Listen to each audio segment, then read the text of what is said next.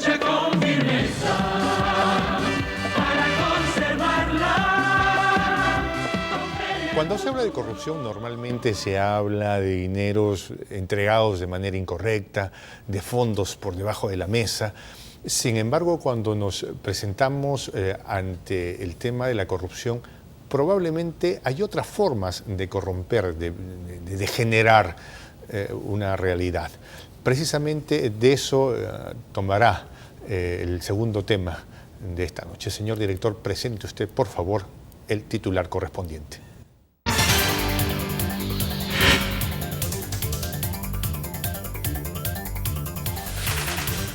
Corrupción en los partidos políticos, no ser fiel al mandato popular de las bases es en alguna manera corromper las instituciones. Julián Cortés, ¿qué opina usted al respecto? Bueno, para nadie es absolutamente falso de que no exista corrupción. En todas las instancias del poder existe corrupción. Y para eso justamente estaba proponiéndose Ricardo como candidato presidencial, porque hay fórmulas para combatir a la corrupción. No solamente en los partidos políticos, que son entes externos a el entramado del gobierno, sino en las instituciones propias vinculadas con el poder electoral, ¿no? Allí es donde se deciden algunas cosas. Por eso es que siempre hemos dicho, ¿por qué no hay el voto electrónico? Todos los países cercanos están trabajando en el voto electrónico. Colombia, en Brasil hay una gran, de hace varios años hay el voto electrónico, República Dominicana hay voto electrónico. En el colegio de abogados se utilizó el voto electrónico, ¿no es cierto? Entonces, acá no. Hay muchos intereses en juego para no poner en práctica el voto electrónico que en forma automática te da el resultado. Raúl, sí, adelante. Es importante tu punto de vista porque además de ser periodista eres un hombre formado en leyes, de hecho has sido decano del Colegio de Abogados. Entonces, la preocupación del elector es lo siguiente. En el caso de Ricardo Belmont, que fue candidato dentro de la organización, dentro del partido político Siempre Unidos, él gana un proceso, incluso tengo entendido que fueron en 2 fases, él gana un proceso y supongo que esta información se entrega al Jurado Nacional de Elecciones y luego de manera unilateral el personero de esta organización decide no presentarse en el momento de la inscripción. De alguna manera esto puede entenderse como una traición al sentir de quienes votaron en su momento. ¿Esto puede quedarse tan impune como tal o es que debiera alguien asumir una responsabilidad? El sistema electoral peruano ha establecido criterios, normas administrativas, normas que se deben cumplir en el proceso electoral. Por ejemplo, están las primarias, las elecciones de candidatos, las elecciones de representantes. Esto aparentemente se ha cumplido en esta primera fase. Hay un mandato ya expreso que el personero que representa al Comité Ejecutivo Nacional de los partidos tiene que encarnar formalmente este tipo de inscripciones. El personero es un hombre de confianza político de los que representan el partido. En este caso, Ricardo Belmont era un invitado del partido. Entonces creo yo que a lo que se ha faltado es a la lealtad política, porque una alianza se hace entre personas distintas. No se hace una alianza entre iguales, porque los iguales son los militantes. Se hace entre personas que no tienen necesariamente el mismo diario, pero que se reúnen para cumplir un propósito electoral. Sobre eso, sobre lo que dices, quisiera hacerte una pregunta, si me permite, Julián. Sí. El personero no es alguien que tome decisiones políticas, es el que administra una decisión política, es decir, la convierte en un efecto legal. Claro, una decisión del Comité Ejecutivo. O sea, el Comité Ejecutivo o la Asamblea o el Congreso determina una línea política y el personero la hace factible. No es que unilateralmente se le ocurre no voy a escribir. Claro. En todo caso, ¿estaría incurriendo en una falta, un delito o simplemente no existe una figura? No, yo creo que hay un vacío allí legal a propósito del personero, pero el personero pues transmite, es una correa de transmisión de lo que piensa el comité ejecutivo del partido. En este caso, Ricardo Belmont era un invitado a un partido. Entonces, quien me invita tiene que darme una fórmula de confianza, ¿no?, en relación a este tema. Tú has hecho una pregunta de fondo, JJ, en relación a lo que es la política. Max Weber tenía una frase. Max Weber decía que en aquellos países donde no hay institucionalidad, hacer política es hacer un pacto con el diablo, ¿no? Porque se carece de lealtades, se carece de firmezas, la verdad no existe, sino son las apariencias, las poses, o sea, y viene pues a mi memoria lo que me decía mi abuelita, ¿no? Mi abuelita decía, la política es sucia en el Perú, ¿no? Claro, es sucia porque carecemos de institucionalidad, no hay elecciones internas, entonces prima más factores como lo económico, la fuerza, lo institucional o el caudillismo sobre las convicciones ideológicas o programáticas. Lo que nos abre paso en todo caso de manera obligatoria, Julián, a buscar las instituciones, a institucionalizar los partidos en un segundo momento, ¿no? Porque la República Peruana, digamos, después de la Segunda Guerra Mundial, tuvo partidos como el APRA, el social cristianismo. Sin embargo, ahora tratando de agarrarse la brocha para sobrevivir, y como que existe un llamado a un segundo momento de los partidos. Tú eres un hombre que la vida le ha dado oportunidad de mirar la historia. ¿Qué piensas? Si tú vives en el Perú te vas a dar cuenta que no hay que confiar mucho. El doctor acaba de decir una frase, la verdad no existe. En la política. Y además ha dicho, carecemos de institucionalidad. Hay que tener esquina, hay que tener calle, hay que tener una serie de confianzas y desconfianzas, hasta en el último minuto. Por eso es que mucha gente, muchos... Alan García dijo, en política no hay que ser ingenuo. No hay que ser ingenuo, efectivamente. Y hoy día viene... Y alguien dijo, no hay que ser caído del palto. Exacto. Bueno, usted habrá visto que los novios van a la iglesia con su ramo de flores y están desesperados mirando a qué hora viene la novia, ¿no? Y ese instante de 5, 6 o 10 minutos que no llega la novia es terrible, ¿no? Entonces, ¿qué hacen algunos novios?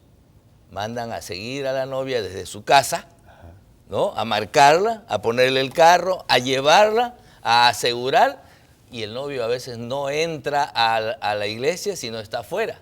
Y solamente cuando certifica de que la novia viene, ya se dispone a ingresar. Entonces, si para una boda tan sencilla de 2 personas se toman las precauciones, creo que en estas circunstancias hay que también tomar las precauciones. Me preocupa. Mire usted, solamente quiero poner un solo ejemplo que ocurrió hace algunas semanas. Una ministra de este gobierno decide comprar 5 millones de pañales. La otra ministra de este gobierno, pero del partido que se había asociado, viene también, se sienta en el ministerio. A las pocas semanas se denuncia de que se han violado 3 millones de pañales. Y las 2 ministras se acusan. Fíjese, estando tan cerca, viéndose casi todos los días, ocurren estos hechos, que en cierto momento son hechos de traición. Julián Cortés narrándonos los hechos de traición que han ensobrecido la política peruana. Esto es Habla el Pueblo, vamos a escuchar la opinión de nuestros televidentes. Aló, buenas noches, gracias por estar. Brevísimamente, adelante, le escuchamos. Sí, buenas noches. Yo en realidad considero de que la madre del cordero es la Constitución. La Constitución política lamentablemente está permitiendo que cualquier inútil con plata pueda ser presidente o pueda ser constitucionalista, puede estar en el Parlamento. Y me parece realmente desleal esa Constitución. Deberían simple y llanamente borrarlo y desaparecerlo. ¿Y saben por qué? Porque desgraciadamente lo hicieron 2 sinvergüenzas. Fujimori y Montesinos. Muchas gracias, muchas gracias. Aló, buenas noches, gracias por llamar, adelante, le escuchamos. Muy buenas noches al distinguido panel y a través de ustedes al señor Ricardo Belmont. En esta coyuntura donde hemos visto que el tema que nos convoca y se ha dado la felonía y la traición de grupos u organizaciones como siempre corruptos, indudablemente nos llama a tener que con dignidad responder a estos hechos. Y creo que esto recién empieza.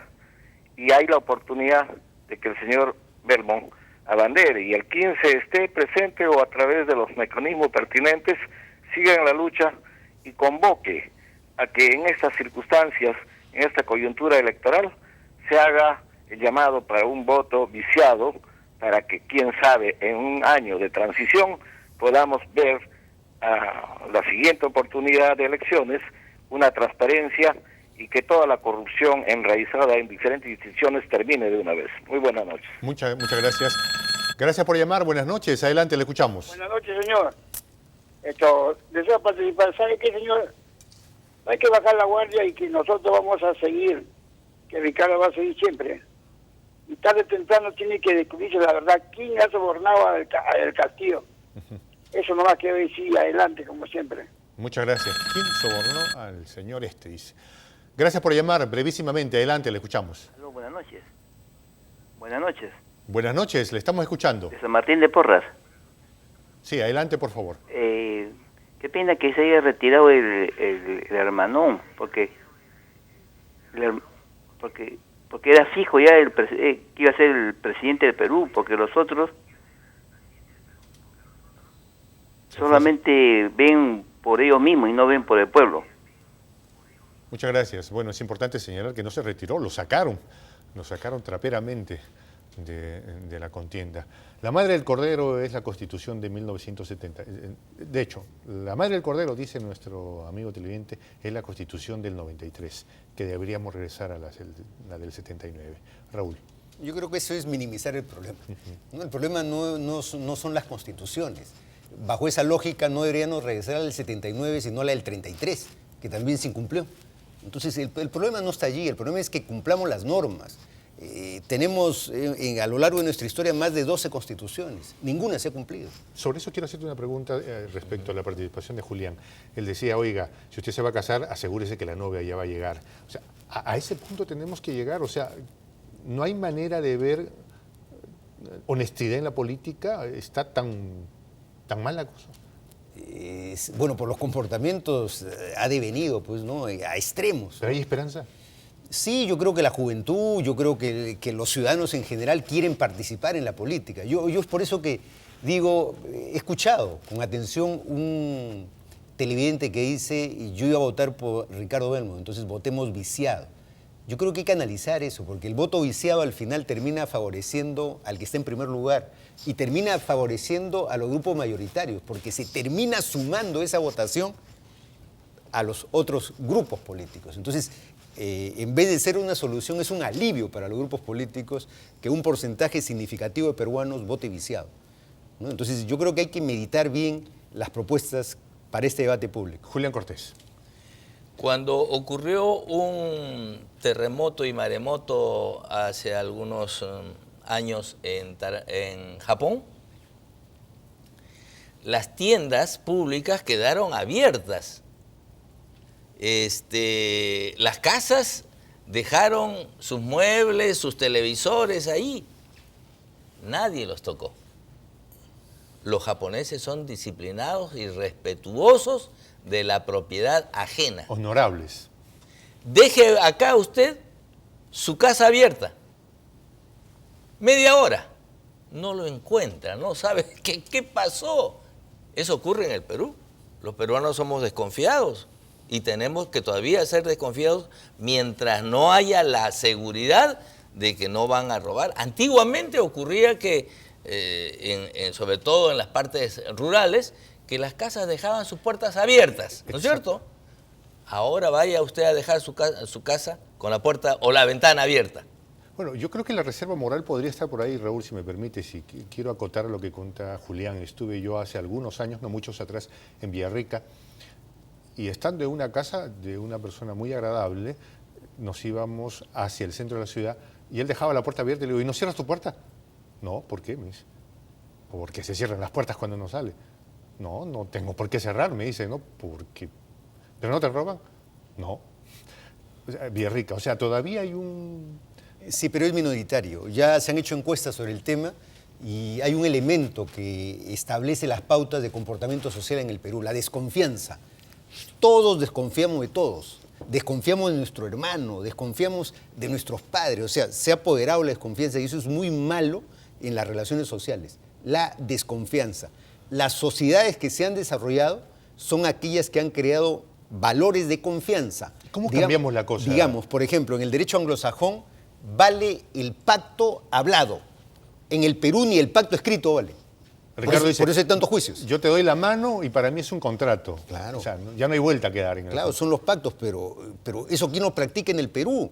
Una minoría muy selecta, muy especial, ¿no? Pero acá hasta los contratos escritos son impugnados y están en el Poder Judicial. Y se burlan. Claro. ¿Y hay salida? ¿Qué hacemos para cambiar la cosa? Bueno, todo es cuestión de educación. Educación en el hogar, educación en la escuela, en la universidad, en las instituciones como la iglesia, por ejemplo. Pero tú hace un rato decías, para ser candidato, para estar en política, tienes que tener esquina, tener la criollada, la viveza. Pero entonces Claro, hay que tener esquina no significa que hay que meter la mano y robar. ¿Ah? Tener esquina significa que hay que tomar las precauciones necesarias para Confiando, que... desconfiando. Las precauciones para que tú llegues a tu meta y a tu objetivo, ¿no? Yo recuerdo, por ejemplo, actuando en mi vida de carácter profesional, el día que hubo la guerra con Ecuador, envié a un periodista con su camarógrafo a la Cueva de los Tallos. Pero yo sabía que no iba a llegar, porque pudieron haberlo matado. Pero tuve otros 2 equipos, por otros lados, sin que ellos se conocieran. Los 3 llegaron, los 3 equipos llegaron. Y uno de ellos fue muy lejos. Hoy día es presidente del Congreso de la República, el señor Luis Iberico. Estuvo ahí en el escenario de la guerra. Pero ¿qué hacía la jefatura? La jefatura estaba tratando de llegar a su objetivo por 3 caminos diferentes, que es lo que hay que hacer siempre. No hay que quedarse con uno solo. La vieja práctica, la vieja estrategia parece que ahora mismo está siendo aplicada por el actual inquilino de Palacio de Gobierno. Está sembrando topos por todos lados para ver si es que llegan lejos también. Quién sabe uno, hasta la presidencia del Congreso.